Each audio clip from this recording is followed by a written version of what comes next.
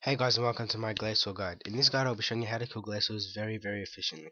As you can see here, my gear that I'm using is full Virtus with a Virtus wand and a book. I'm using an arcane stream necklace, and I'm also using a Caesar ring with rage fire boots. You can easily downgrade any of this armor to suit your preferences.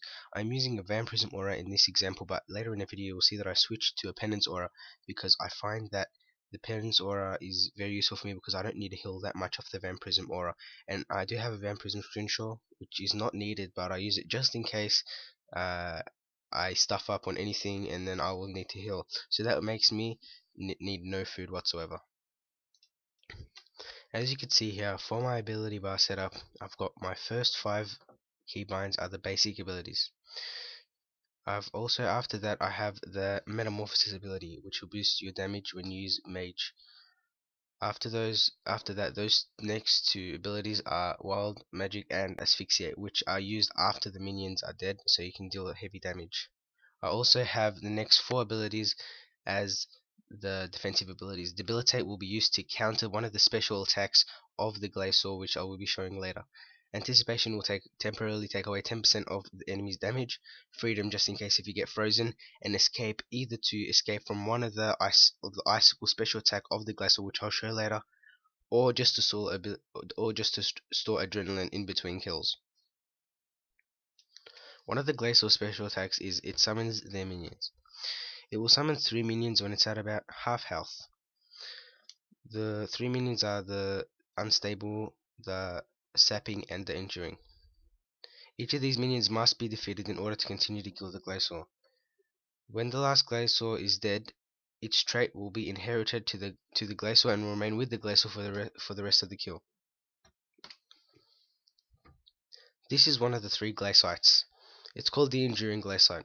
This glacite will be unaggressive when it spawns, so you must attack it to grab its attention. This glacite's trait is that it will endure damage the closer it is to the Glacor, so you must take it as far back as you can to kill it. That way it will be easier.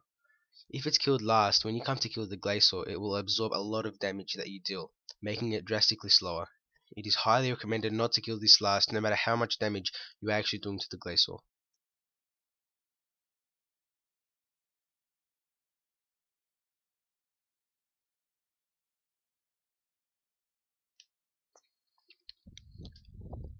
This is the unstable Glacite. This Glacite's trait is exploding. You will notice a bar below its life point bar. When this bar becomes full, it will explode, dealing damage to any player in its vicinity. To avoid this, you must pay attention to the bar and move away from it when it explodes. Basically, just move away a few squares when the bar becomes full. This Glacite will also heal then restart the cycle again after it explodes. If this Glacite is killed last, the Glacor will have the same effect as the Glacite. If you can kill the Glacor fast enough, then it is recommended to kill the Glacite last because it could heal if you take time, and therefore it will make your kill substantially longer.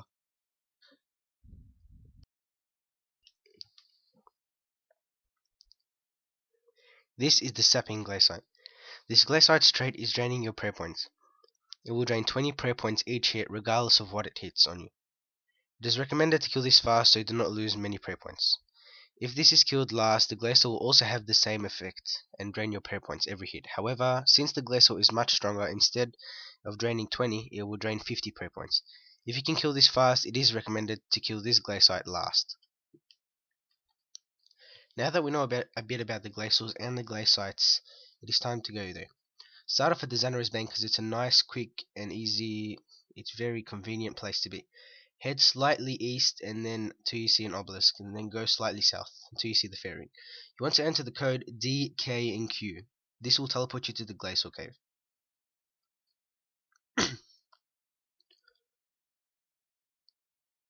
Once you're in the cave, you'll see yourself doing this emote. This emote basically represents the extra damage that you will do in the cave because the Stone of Just was there. You will do extra damage in this world and this place for the next 4 hours. Do not forget to set your Bloodfire Barrage or whatever spell you're using to main hand and offhand before you start. I'm also using Torment and Soul Split because I heal from Soul Split and Torment increases my DPS. When you're ready to fight, sip an Overload and Prayer Renewal and begin to attack the Glacors. Also activate your aura and your Scrimshaws. Now this is my fault that I did not have my ability bar open. Forgive me, because that was my bad. I was sort of focusing more on the video at the time. So now you just want to use your basic abilities, and soon enough, when it reaches half life points, it will spawn the 3 minions. As you can see there, it just shot icicles out at me, a bunch of icicles, about 4 or 5. And this, if this hits you, it will reduce, it will hit you for half of your life points. So you want to be careful and just move away as soon as you see that. If you are using a shield, you can also use the ability Resonance, which will heal you instead of damage you, and this will surely bring you to full health. You can also use Debilitate to counter this, and I'll show you how to do that later on. After this, you will want to use as much threshold abilities as you can. This will make sure that you kill the Glacor fast enough so its ability does not take much effect on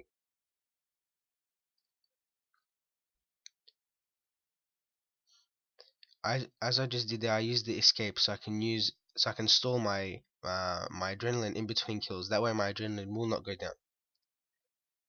The Glacor could randomly hit you with an icicle anytime during the kill, even when you're killing the minion. So you just have to keep an eye out on the Glacor and on the exploding or unstable Glacor. If you are lower level and do not have high defense armor, you may want to pray according to the attack style of the Glacor. It will use 2 attack styles, mage or range. You want to watch your prayer points and also watch your health just in case.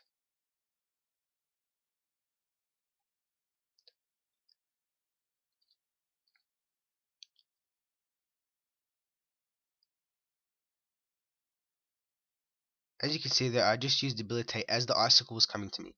The ability Debilitate will temporarily reduce 50% of the enemy's damage. Therefore, only hit me for a 2000 instead of a possible 4 or 5000. It is really straightforward, and you can profit a lot by killing Glacors. You can also gain around 700 to 800 XP per hour if you kill them very efficiently, which is very good for mage. I will personally be gaining 99 mage at this area.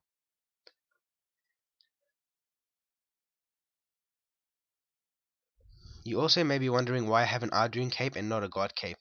Well, the reason was, at the time I did not have a god cape because I had lost it, so I used an Arduin cape instead, and I actually found a pretty good method of healing, of teleporting, it will bank within less than 30 seconds. You will bank, recharge your prayer points, and I'll show you how to do that later on in the video. These are just a few successful kills of Glacors. They're really easy once you get the hang of it. You'll be able to kill them really efficiently, get XP, and these also are profitable. They drop Shards of Armadillo, they drop Rage Fire, Glaven, and Steadfast Boots, which are high class, high tier melee range and mage boots. Occasionally, I could not get a clip of this because I killed a few Glacors and it didn't happen to me, but occasionally, on a rare occasion, the Glacor will summon a sort of, it looks like the Ice Barrage cube. It will summon an ice cube all around you and you will not be able to move. Now, you will be frozen, so I use the ability Freedom. You also want to spam click out of the ice to make sure you weaken the ice, and then you will be able to break free.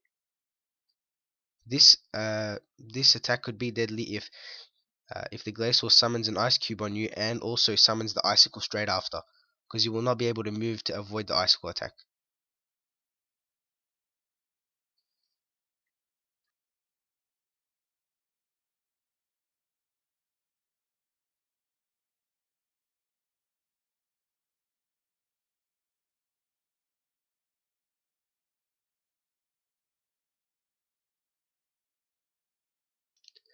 If you wish, you can bring a familiar here. You can bring a Steel Titan, which is not recommended. It might help, it will minorly help you, but it's not recommended. If you are not feeling confident in killing these, you can bring a Pack-Yak with food.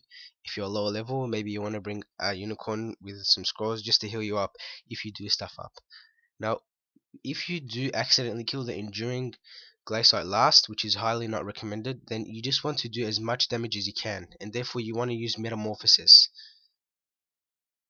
As you can see here, I'm about to show you the way to bank really fast. So with your Iron Cape, you want to teleport to the Kandarin Monastery. There you will be teleported just slightly north of an altar. You can recharge your prayer points there. As you also may have noticed, I have a Toggle Zo in my inventory. It is a Tazahar ring and it can be used to teleport to the fight caves. Once you teleport to the fight caves, you will be teleported right next to a banker. You can bank there for all your supplies. As you see, I'm just showing a sample here on the video. But in reality, you will probably be slightly longer because you will have more loot after every trip. Just slightly north of the banker, there is a fairy ring. You want to take the fairy ring and that will teleport you to the main fairy ring at Zenaris.